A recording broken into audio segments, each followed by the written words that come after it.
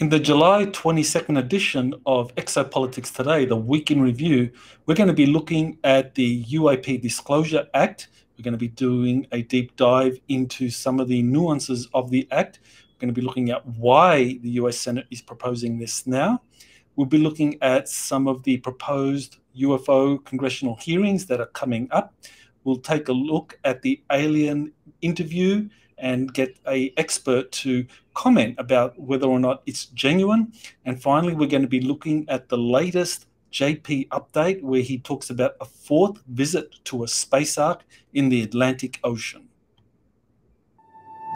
You're listening to Exopolitics Today with Dr. Micheal Salla, your source for the uncensored truth regarding the human, extraterrestrial, global, and political agenda.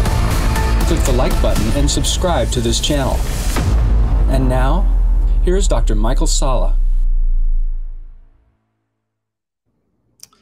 Well, welcome back to Exopolitics Today. So a very interesting week that's transpired concerning exopolitics. So let me bring up my Twitter feed. We're going to be taking a look and diving into some of the issues that have arisen for this week's week in review. So I'm going to begin with this tweet where in a statement promoting the UAP UFO Disclosure Act, Senator Chuck Schumer, who's thrown his weight into passage of this act, which did pass Congress or did pass the Senate this week. It was adopted unanimously without any dissent as an amendment to the National Defense Authorization Act for 2024. And so now it's part of the act as far as the Senate side is concerned. It has to go through a few more legislative hoops, but it's going to be incorporated into the National Defense Authorization Act. So what's interesting is that Senator Chuck Schumer, who is very much a deep state animal, wrote, quote, "The American public has a right to learn about technologies of unknown origins, non-human intelligence, and unexplainable phenomena. We are not only working to declassify what the government has previously learned about these phenomena, but to create a pipeline for future research to be made public. I am honored to carry on the legacy of my mentor and dear friend, Harry Reid, and fight for the transparency that the public has long demanded surrounding these unexplained phenomena." Well, there you have it. Senator Chuck Schumer is a supporter of this, and he justifies it on the basis that his mentor and friend, Harry Reid, would have been supportive of this. And certainly true that Harry Reid was a proponent of UFO disclosure. It's well known that he was behind the funding of this the ATIP program. He supplied, I believe it was $22 million of congressional funding to have this started up and funded for 5 years. I think it was from around 2007 to 2012. And the ATIP program was called the Advanced Aerial Threat Identification Program. So it was predicated on the idea that UFOs were a threat, a national security threat that needed to be funded by the Pentagon. So it got $22 million or so to fund this, and it went through Bigelow Aerospace Corporation, and there were a number of study papers put together and released. It really didn't amount to much other than a organization that looked at some photos, videos, that emanated from this 2004 sighting of UFOs in the vicinity of the Nimitz aircraft carrier group. But it did have the result that in 2017, some of the papers and the data that was examined by ATIP were studied in a New York Times story that was published in October. And it became big news. And so it led to this ATIP program being exposed, the role of Luis Elizondo in heading it for 5 years, plus the additional time that he ran it without it being officially funded through the Pentagon, and then eventually his resignation. And so it became a big deal because of the blowback from the New York Times, Politico running those stories. And Harry Reid is acknowledged as the person behind that. So Senator Chuck Schumer, in proposing this UAP Disclosure Act and putting his support behind it, is saying that there's a kind of continuity here from what Harry Reid funded back in 2007. So, fair enough. He wants to acknowledge his mentor and friend, Harry Reid. But that raises my question, well, why is Schumer and members of Congress now in a rush to promote UFO, UAP disclosure and reveal truth? So there's a number of explanations that anyone can raise. And so these are some of the things that I think are relevant to this. The first explanation is a distraction from scandals. Well, the Biden administration is engulfed by scandals. And of course, the House of Representatives is now headed by Republicans who have launched a number of inquiries. And so, these scandals are bringing up very disturbing news, very disturbing contradictions and weaponization of the Justice Department by the Biden administration, by the Justice Department. And so it's a distraction.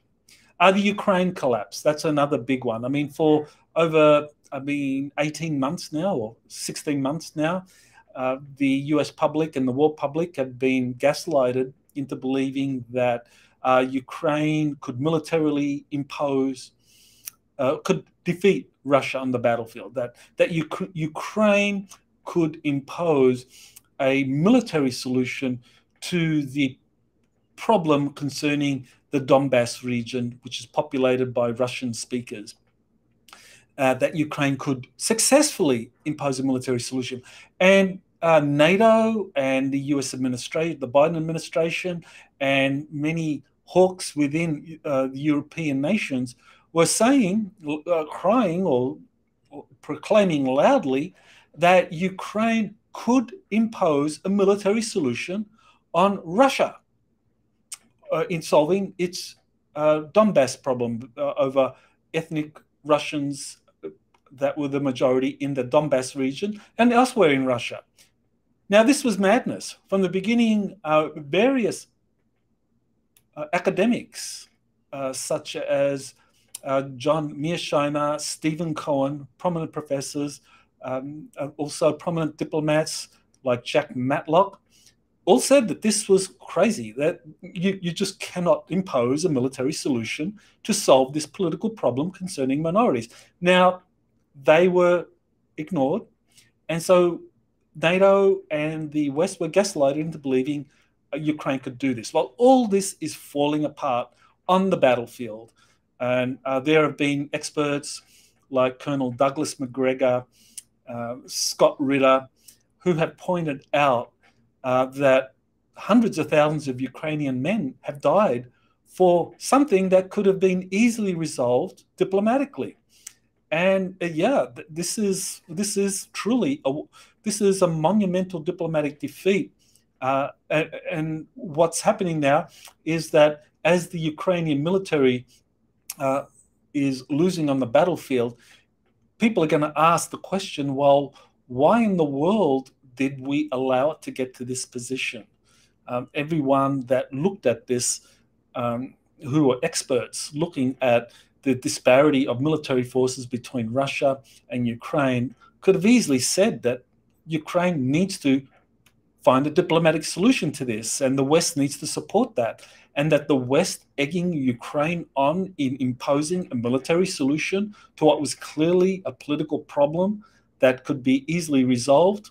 Hundreds of thousands of Ukrainians have died, and this is going to blow back big time on the Biden administration and NATO nations. So, another reasons for the UAP Disclosure Initiative. A second reason, they're getting ahead of what's coming. ETs, and in particular, space arks, are revealing themselves. In other words, something huge is coming that cannot be stopped. That is, space arks are revealing themselves. Extraterrestrial motherships are also in the vicinity, and they are behind the revelations of these space arks, the probes that are associated with them, the many orbs that are being sighted and photographed now, that this is a phenomenon that can't be stopped, that the Pentagon, the intelligence community knows this. So they're trying to get ahead of something and make it look like they were proactive when it came to disclosure, that they were for the benefit and the good of the American people, that they were wanting to get this out there. And I think, yeah, they're trying to get ahead of something. The third explanation is that they're supporting the Pentagon, the Space Force, in building a Starfleet that will benefit the military-industrial complex. So that's very important because the military-industrial complex, they're going to be the big winners in disclosure, where these reverse-engineered spacecraft that have been used in these secret space programs are being revealed, disclosed to the general public for the first time. Now, these spacecraft that have been reverse engineered, they're being used in secret space programs. So you have a few squadrons of these that are being used. You have the intelligence community using these. But the big benefit of disclosure as far as the military-industrial complex is concerned is that the creation of a Starfleet, where you just don't have several squadrons, but you have hundreds of squadrons. Just think about that. The United States Air Force has roughly 330 squadrons, operational squadrons, each one having about 10, 12 planes, each squadron having that number. So imagine 300 squadrons of space fighters and cruisers out there, and you have fleets of these. So rather than having like 8 fleets of space carrier groups out there operating with several squadrons on each of these carriers, you actually have hundreds of squadrons. The US Navy has its own secret space program, but the US Air Force program was always limited to space fighters. Now, with the creation of Space Command is going to integrate the secret space program that the Navy has been running for roughly 40 years now. We're talking about 8 space carrier groups, each of them having their own fighter squadrons, kind of similar to how an aircraft carrier has fighter squadrons. I think it's about four squadrons on every aircraft carrier. So space carriers would be, I think, similar. But the Air Force was only limited to having spacecraft that would be used for special operations. And you had the intelligence community having some spacecraft reverse engineered that would be used for intelligence operations. With disclosure and with the secret space program becoming public, you're not only going to have the Navy's space carriers integrated and put under the control of US Space Command, you're going to also have Space Force having to build up hundreds of squadrons of spacecraft. We're talking flying triangles, we're talking flying rectangles, even the saucer-shaped craft, hundreds of squadrons of these things. Who's going to build them?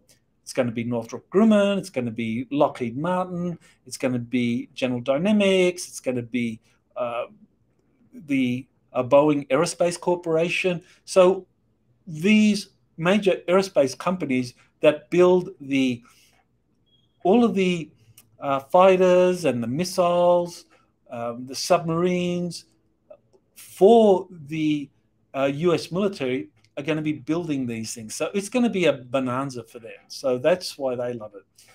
And fourth, and this is a very important factor that maybe is really not fully understood. And I did talk about this in last week's Week in Review, and that is countering China's rapid construction of a space navy.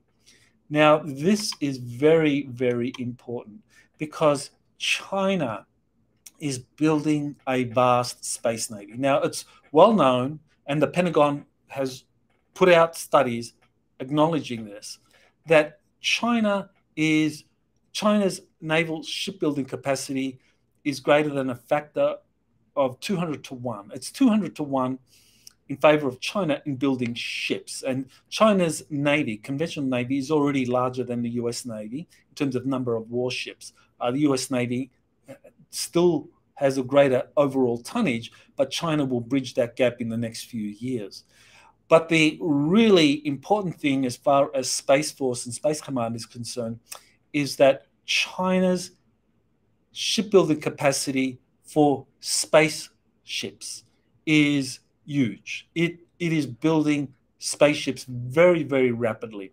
And if nothing is done in terms of getting the United States and its allies all collaborating, all working together in building fleets and squadrons of anti-gravity spacecraft, China's space navy will one day become bigger. Whether it's 10 years, 20 years, it's going to become equal and eventually exceed. So this is why disclosure is happening, I think, that the military-industrial complex is wanting the Democrats and the Republicans to reveal the UFOs that have been secretly reverse engineered so that they can go ahead and build these future fleets and squadrons of anti-gravity spacecraft and cruisers and space carriers, because they need this. Not so much because extraterrestrials are a threat. Extraterrestrials are a known quantity. Deals have been struck. Negotiations have been conducted, but they have to deal with the contingency of China becoming a future space power that matches and eventually even eclipses everything that the US and its allies can put out into space. So that's a very important consideration. So definitely we are looking at China being one of the explanations for this. So Schumer and Congress, they are definitely behind this. UAP disclosure, not because they're doing it for the public good and they've suddenly got a conscience and they want to honor their dear friend Harry Reid. That's just nonsense. It's because they're being told, they're getting their marching orders from Boeing, from Lockheed Martin, from General Dynamics, from Northrop. Yes, this is the time to disclose because we need to now start building huge fleets and squadrons of these anti-gravity vehicles. Okay, so now let's look at the draft version of the Unidentified Phenomenon Disclosure Act of 2023 that's going to be inserted into the National Defense Authorization Act for 2024. Okay, so some of the highlights of this act is that it defines ET life as follows. So Section 3 of this amendment that has been adopted by the full Senate, so it's now part of the NDAA that the Senate is supporting or is in the process of voting on. It says that the term non-human intelligence means any sentient, intelligent, non-human life form, regardless of nature or ultimate origin, that may be presumed responsible for unidentified anomalous phenomena or of which the federal government has become aware. So here you have clearly a definition that is saying non-human intelligence is part of the UAP Disclosure Act, and that is what the Congress wants this legislation to address. The draft also takes a comprehensive approach to including all historic terms used to describe UAPs/UFOs. So this Disclosure Act has been well thought out. It not only is clear that it is targeted at non-human intelligence that is in any way linked to UAPs, it's also saying UAPs refers to all of these historic terms. So we're not just talking about UAPs that apply today, we're talking about legacy programs. We're talking about programs that in the past involved things such as flying discs, flying saucers, unidentified aerial phenomena, unidentified flying objects, UFOs, and unidentified submerged objects. That's a big one, USOs. That there are a lot of sightings of these USOs, and that is also covered by this UAP legislation. So it's quite comprehensive in dealing with all of these legacy programs going back to the 1950s, 40s, and even the 30s, and how they apply. So the draft Act proposes a UAP records collection at the National Archives. It says, Section 4, the collection shall consist of record copies of all government-provided or government-funded records, important because that's referring to corporations, relating to unidentified anomalous phenomena, technologies of unknown origin, and non-human intelligence, or equivalent subjects by any other name with the specific and sole exclusion of temporarily non-attributed objects. So that's saying that when it's known that these UAPs that are being studied in a think tank or in a corporation, a university, or by private individuals, if that deals with non-human intelligence, then any record that's generated on that, wherever it's held, if that in any way is government provided or government funded, and that's important because that covers all corporations that are funded by the government in running these unacknowledged special access programs, that those corporations are now obliged to hand over these records to this collection that is being set up in the National Archive. So the draft act goes on to propose that all UAP UET files are handed over to the National Archives and then publicly released. So Section 5 says the identification, review, and transmission of all records that most unambiguously and definitively pertain to unidentified anomalous phenomena, technologies of unknown origin, and non-human intelligence. And it sets the following grounds. Well, this is where it is very clear that all of these records have to be handed over to the National Archives. So that doesn't necessarily mean that the hardware itself is handed over to the National Archives. The hardware will still remain, whether it's in a government funded laboratory, whether it's in a military laboratory, whether it's in a corporation or a private entity. The hardware itself can remain there. It can still be transferred over to the military or to government laboratories if it's not disclosed properly and in compliance with this act, but that the records stemming from that technology, that hardware, has to be transferred over to the National Archive. So this is very good. One of the things that I think is worth acknowledging here is that back around 2010, Project Camelot under Kerry Cassidy, Bill Ryan, I think it actually was early. I think this was their first major story where they launched Project Camelot. I think that was back around 2007, 2008. They published an interview that they did with this anonymous whistleblower they called the archivist. Now, I don't think they've ever named him. They did identify that the archivist worked for the Rockwell Corporation at the time. And the Rockwell Corporation has since been absorbed into the Boeing Corporation. But they said that he was employed to archive all of these records pertaining to UFOs, UAPs. And that was then put into this archives that was under the control of the Rockwell Corporation. Unfortunately, after he put out this information, Project Camelot did go to steps to protect his identity, but he died mysteriously of a heart attack. I think, and I think Kerry Cassidy and Bill Ryan would probably agree that he was targeted because he disclosed the existence of this archive that the Rockwell Corporation had, and that had all of the records, all of the UAP records were held, and that was how the Majestic 12 group had set it up. That they had set it up that these corporations Since the Kennedy assassination, since President Eisenhower had tried to get control of the UFO issue, that these corporations would collate all of the records, that they would set up their own collections, and that's what would be used for the reverse engineering programs. So this archivist spilled the beans on that, and unfortunately, he was killed for that. But now, with this UAP Act, those records that Rockwell Aerospace Corporation had established and had been handed over to the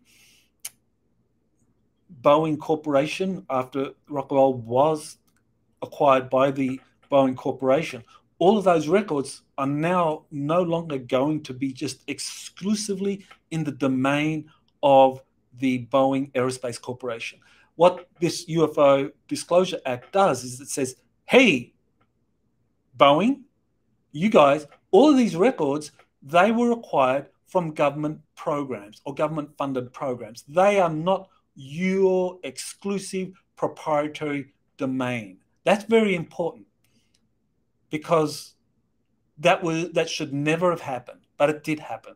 And I think that was part of the way in which the system was set up for corporations to be able to study these. And so now those records are going to be shared with, or going to be handed over or duplicated and handed over to the National Archivist for this UAP collections, which is now going to be set up in Congress.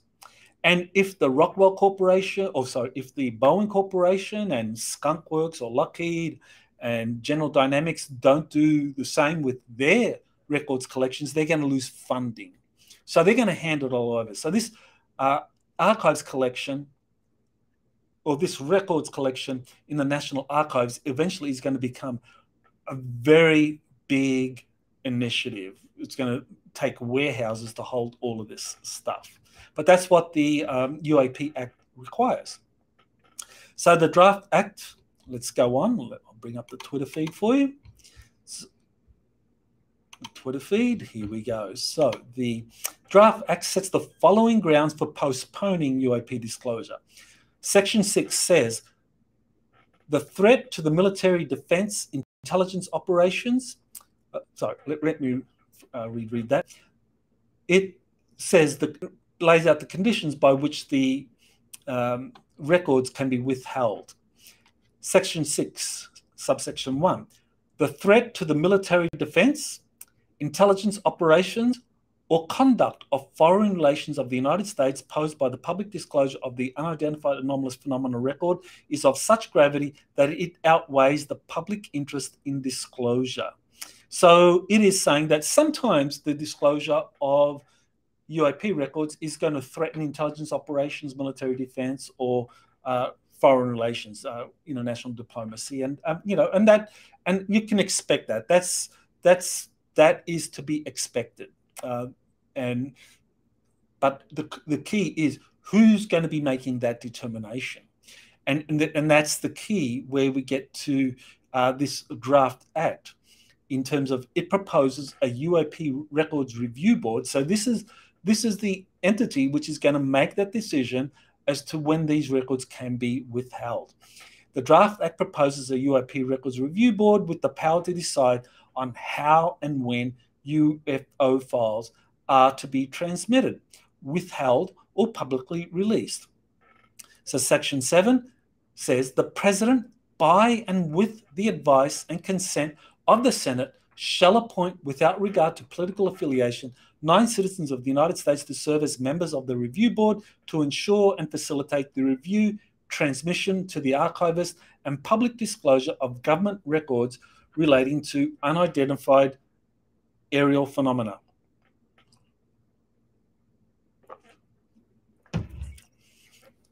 So the President is going to be involved in appointing these individuals, and also the President is going to be part of the decision-making loop. And that's a big shift from earlier disclosure initiatives, that the President is directly involved. And this is something that presidents have been seeking ever since President Eisenhower was shut out of the loop back in the late 1950s and had to threaten to use the US First Army based out of Colorado to find out what was going on at Area 51 and at the S4 facility. President Kennedy tried to get access. He tried to be put in the loop, and he was shut out. And after he was shut out, he tried to do an end run by proposing legislation and passing executive orders whereby NASA and the Russians would collaborate,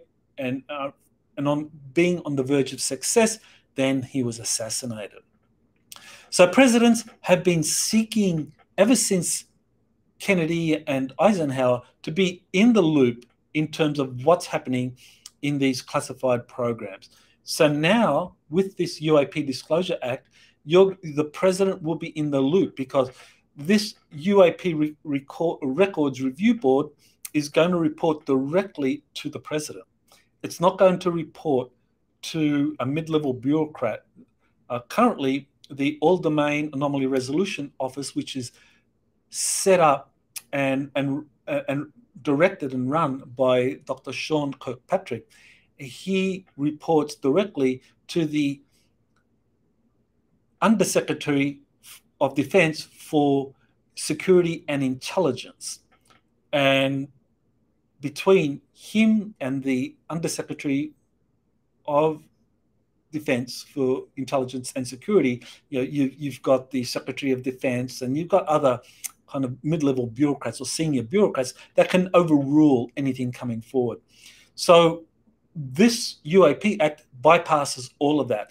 You're not going to have mid-level or senior level bureaucrats making decisions as to which records can and can't be released.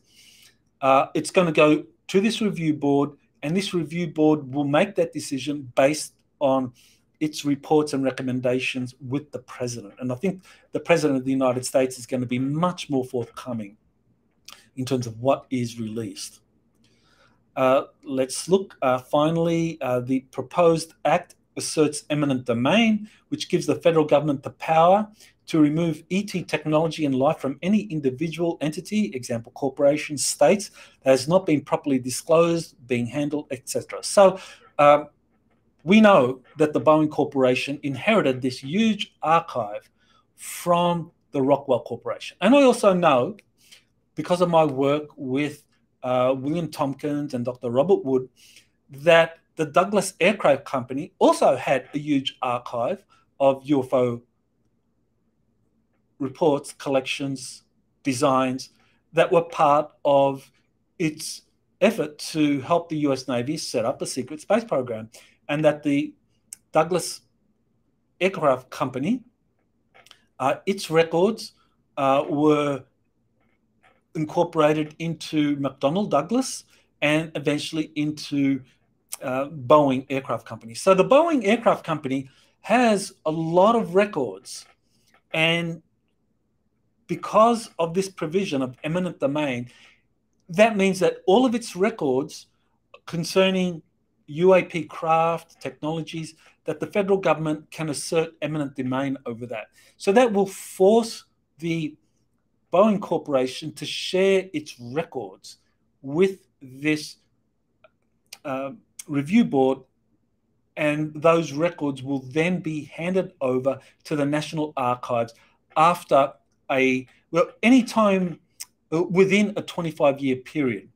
Now, this 25-year period is very important because the UAP Act asserts that from 25 years after a UAP or UFO record has been created, it needs to be released, disclosed, and handed over to the review board, and then handed over to the records collection in the National Archives, unless there is still some legitimate national security reason why that should not be released. So it incorporates an automatic declassification on these UAP records unless they in some way threaten national security. And so that means that those within the military or within the corporations or the intelligence community that believe that some UAP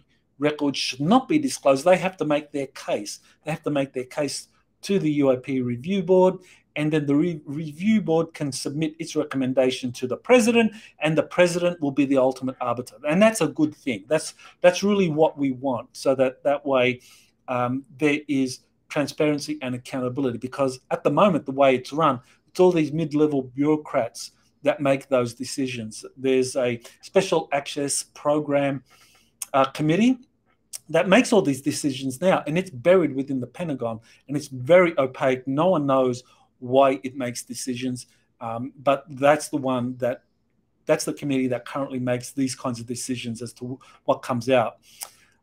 So this is very good. This Unidentified Phenomenon Disclosure Act, I think it really is well thought out. It has teeth, and why it's coming out now, I think for the reasons that I described earlier. There are a number of reasons, but it is coming out. It is comprehensive, and when you look at it item by item, I think overall it's fairly good. I would definitely think that this is a very serious disclosure initiative. It's not hasty. It's not something thought up on the fly. People have really thought about it, and I think those people that have thought about it are people within the military intelligence community that have thought through and are planning for a post-disclosure world.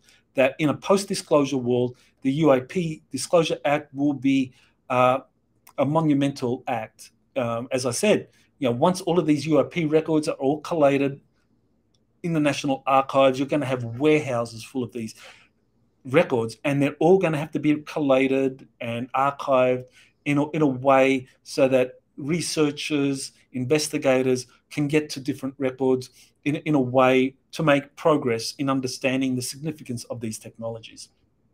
Okay, so now we go to the US Congress representatives, Tim Burchett and Anna Luna. They scheduled a UAP UFO hearing on July 26. That is going to be, I think that's a Wednesday of next week. So July 26th, they're going to have 3 whistleblowers come forward. It's been announced who the whistleblowers are. And this is a hearing that is going to be held despite a lot of pushback by the NASA and by the intelligence community in particular, that didn't want this hearing to go forward. That Burchett and Congresswoman Luna, that they had interviewed, I think, several dozen whistleblowers, and they had asked and gotten the approval for these whistleblowers to testify before Congress. The whistleblowers agreed to do that, but the intelligence community, NASA, blocked it. These whistleblowers were told, if you testify, your career is threatened, your security clearance can be revoked, and so these people have pulled out, and so what they have left are 3 whistleblowers. So more about that shortly. Okay, so here's a good introduction to the impact of the proposed UAP Disclosure Act that's been included in the 2024. It's an article in Liberation Times. So so it goes into detail into what it is that is going to happen as a result of the passage of the UAP Act. I've already gone over it in detail, but definitely if you wanted to read an article, I recommend this in the 15 July edition of Liberation Times. So now we're going to look at this interview that I did with Sean David Morton. Now, Sean David Morton is a very, very interesting character. He's been around a long time. I mean, he was there at the very beginning with Bob Lazar. I think he was one of the first people that interviewed Lazar. Very familiar with people like John Lear, and so he was very knowledgeable about Area 51, S4, the craft being tested out there. He met up with this whistleblower, with this the very first secret space program, or that's not correct, the first super soldier, if you like, one of the first super soldiers to come out. This was a guy called Derek Hennessy and no, sorry, I can't remember his first name, but Derek Hennessy, Connor O'Ryan. So he used those pseudonyms, Derek Hennessy and Connor O'Ryan. He was a super soldier, and he approached Lieutenant Colonel Wendell Stevens and actually divulged what was happening at Area 51 at the S4 facility. And so Sean David Morton was part of that he actually hosted for a little while, Connor O'Ryan. So Sean David Morton has been around for decades. He wrote he's written 7 volumes of a series called Sands of Time. And he plans to make it a 9-volume series. And in this, he reveals everything that he was told, that he was exposed to, based on what Lazar said, what Derek Hennessy said, and also by this mysterious character called Dr. Ted Humphreys. He says that Ted Humphreys gave him his diaries of what was happening at the S4 facility. Now, I haven't personally verified that Ted Humphrey exists, but I know that Sean David Morton's work and what he's been exposed to, and I've read several volumes of Sands of Time, and it is disclosure presented as fiction. So you have a lot of facts in there presented as fiction. So he's someone that's been around for many decades, and I thought, well, this alien grey video that's been circulating for some time, I wanted to get his opinion on that, because I have already interviewed someone, John Stewart, who talked about his research, his investigation of the alien, the Victor alien interview. And so there's some controversy over this, and I thought, well, I'd like to have Sean David Morton's opinion on this alien interview, on what he thinks of John Stewart, and this initiative to have Congress examine this video, because I know John Stewart has personally delivered the results of his investigation into the alien interview to Congressman Tim Burchett. And Tim Burchett is one of the people that is running this congressional hearing next on July 26th with the House Oversight Committee. And so Tim Burchett was given this alien Victor file. So, whether or not it is something that he's going to admit into the congressional record at some hearing, or whether it's going to emerge in some other way, we don't know. But I thought it would be good to get Sean David Morton's opinion on this. So what I wanted to do is to play a little bit of this, just so that you get a sense of what this alien Victor is about. So I'm just going to play the segment where I show the alien Victor interview, and you get to see a little bit about this grey alien that was being interrogated. Isn't your purpose in releasing this tape to expose Area 51 to the world? My purpose is to expose the existence of the aliens, not compromise these individuals. I made the decision to come forward. I'm taking precautions to protect my own identity, and I don't think it's fair for me to put these others in danger of exposure. In any case, the interview on the tape went nowhere. It was interrupted, as you'll see. Can you describe for us what we're seeing? All right, we're looking at the interview suite at S4. It's kept dark for the comfort of the aliens. The figure who is just barely visible in the left foreground is the telepath, and behind the camera is a rigged seating area. Okay, so that was just to give you an idea of what the alien interview is all about. So Sean David Morton says it's the real thing, and it's significant, I think, because Jon Stewart has delivered the results of his investigation to Congressman Tim Burchett, and Tim Burchett is one of the two Congress members that are running or that are behind this hearing on July 26th concerning UAP. So whether it's at the hearing or whether it's going to be released at some other point, you can expect this file to be released, and according to researchers, it's the real thing. So that's very exciting.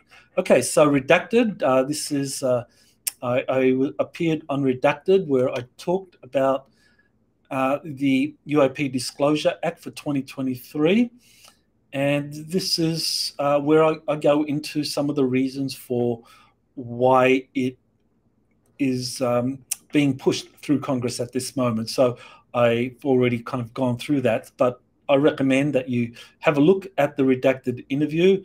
Redacted has an audience, I think it's over 1 million, or well, for decades, 2 million now.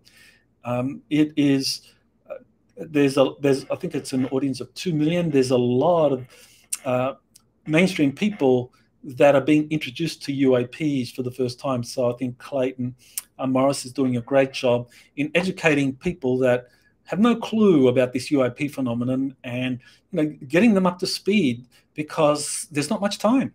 I mean, people who have been denying this and been skeptical, put their heads in the sand for decades now, on attacking, criticizing, ridiculing researchers such as myself, many others. They're going to be scrambling. They're going to be really rushing, because this is unfolding very, very quickly. So take a look at that Redacted interview. Here, the next story. Okay, so this was the announcement that David Grush and 2 former Navy pilots will testify to the House Oversight Committee on their knowledge of UAP. So, some people are already pouring cold water on this congressional hearing. They're saying, well, these 2 pilots, they've already been around talking for several years now. We can expect nothing new from them. And as far as David Grush is concerned, well, he's not a first-hand witness. He's a second-hand witness, and he's only reporting on what other people have told him. And he's going to be constrained to a certain degree in terms of how much he can reveal. Well, I mean, that may be the case, but I think this is very important, because what it does is it sets a precedent. It sets a precedent for whistleblowers to be able to come forward, appear before Congress, and to kind of deal with the ramifications. Because previously, any whistleblower who came forward and wanted to talk about this, they wouldn't appear before Congress. They would go to an inspector general. They would say, well, this is what I saw, that this is a crime, that this is not being revealed. And that inspector general would bury it, or they would report to the Arrow office that's been set up and run under Dr. Sean Kirkpatrick. But if nothing happens, then that whistleblower has no recourse. Now, because Congress is going to begin holding hearings with whistleblowers talking about their experiences, this emboldens whistleblowers to come forward and say, F it, I'm sick and tired of these restrictions, of these constraints, of these NDAs. I'm just going to go straight to Congress, and damn it, I'm just going to reveal it all and deal with the blowback, knowing that in testifying before Congress that they get protection. Maybe not so much legally, but in terms of public exposure, because anything that happens to them now is going to become a public issue. So they feel protected. So this will embolden whistleblowers. So this is a very important hearing. I congratulate Congressman Burchett and Luna in putting this together, because it sets an important precedent. It enables whistleblowers to come forward, and they will be emboldened and they will be protected to a certain extent, not so much legally, but in terms of public opinion, they will be protected. And that's a very important thing. And I think you're going to have a lot of whistleblowers coming forward. Okay, so let's continue looking at my Twitter feed. Okay, Dr. Sean Kirkpatrick claims there's no evidence of unexplained UAPs are extraterrestrial in origin. So in my tweet, I said, well, he claims there's no evidence unexplained UAPs are ET in origin, yet he speculated in a joint paper with Avi Loeb that ET motherships are sending metallic orbs. He's sending mixed signals. He knows more than he's publicly admitting. So and we know that he has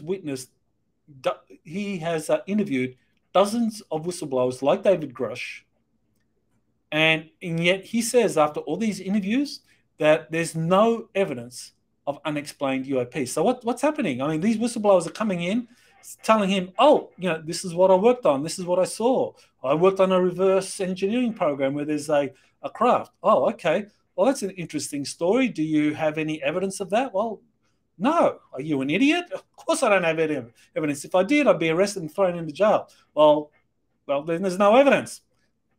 Thank you for the interview. Bye. I mean, that's probably what's happening here. I mean, it's ridiculous. Ridiculous what's happening.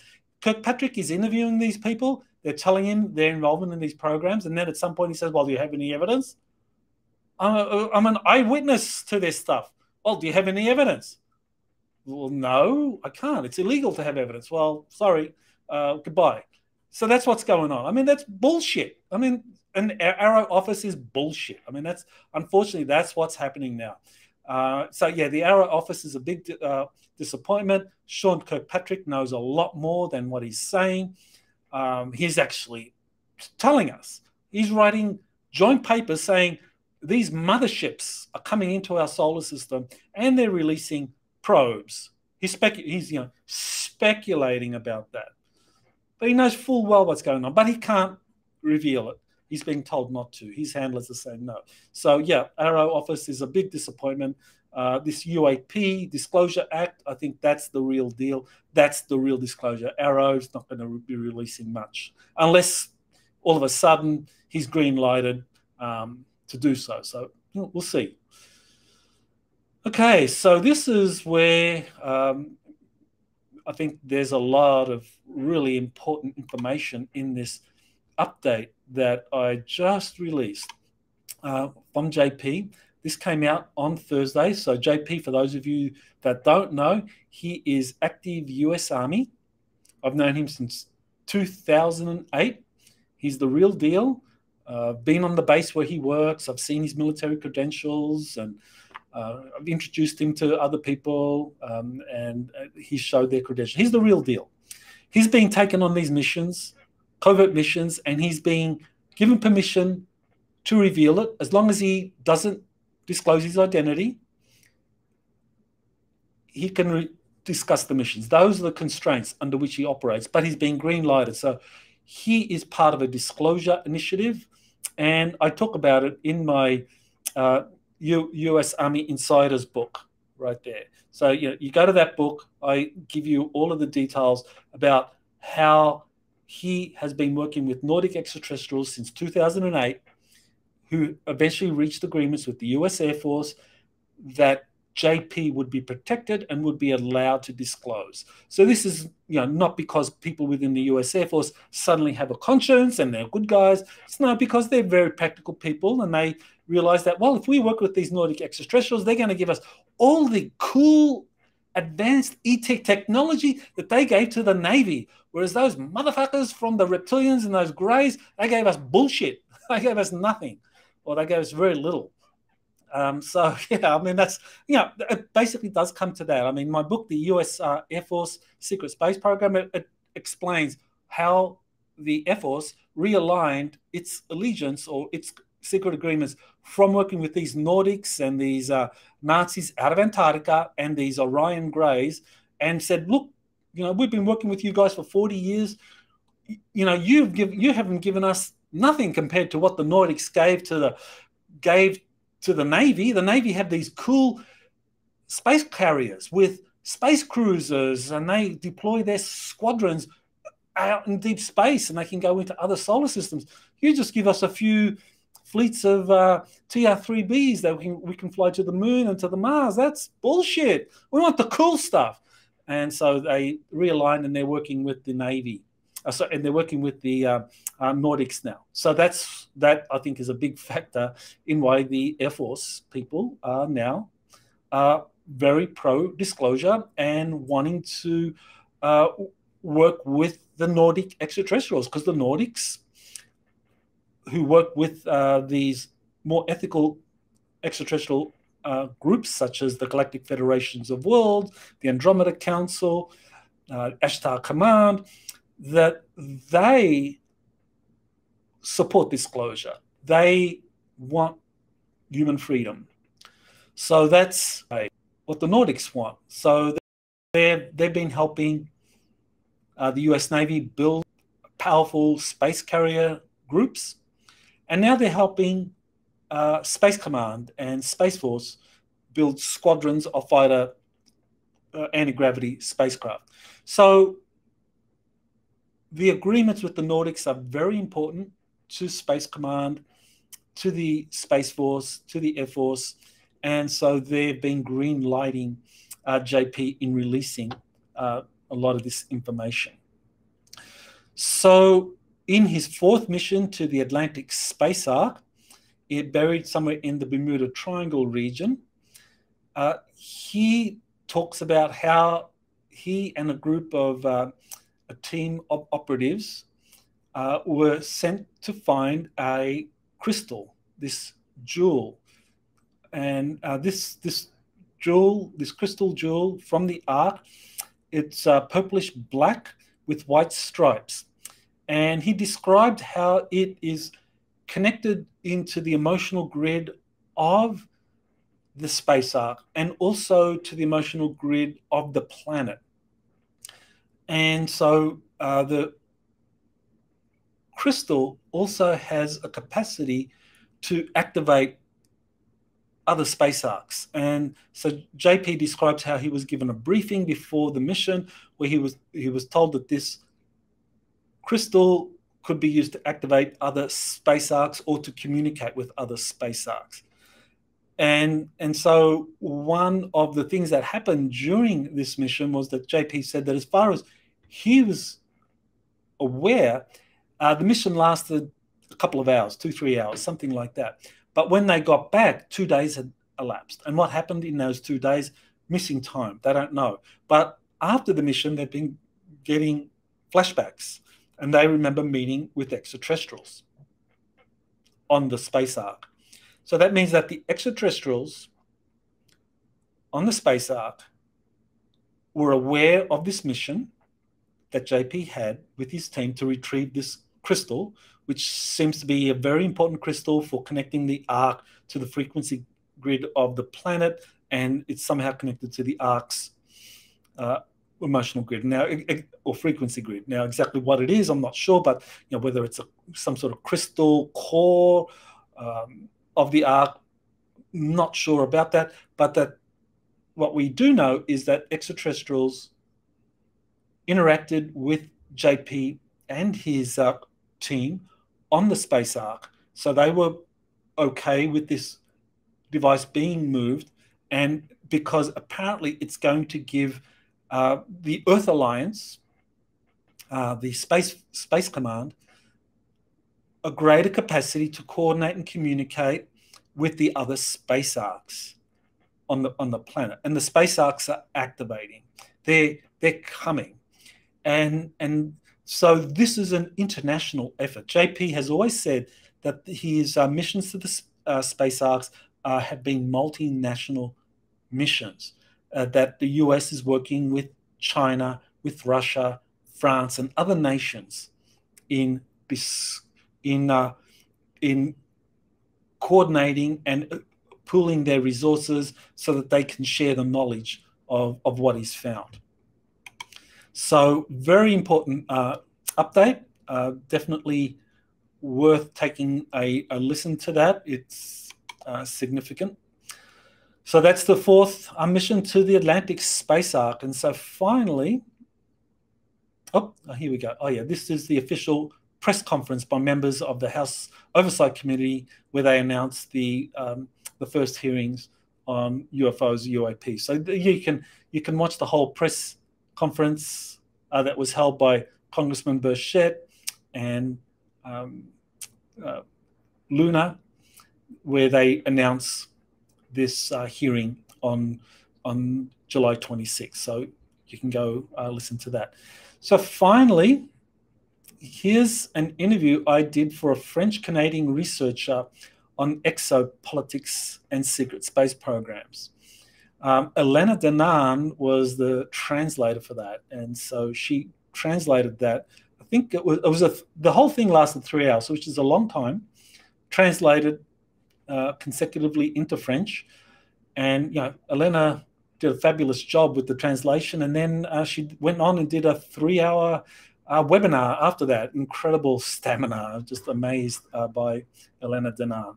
But this is definitely something I would recommend to the French audience, but also English speakers, because I think what you need to acknowledge or be aware of is that there's an international coalition, an Earth Alliance working together to deal with what's coming. That it's not just the United States that is putting together some disclosure initiatives. So the US Congress, that's very public, they're kind of setting the stage, but other countries, France, Russia, China, Brazil, even the United Kingdom, they are also behind the scenes preparing their disclosure initiative. And France is going to play a big role in disclosure.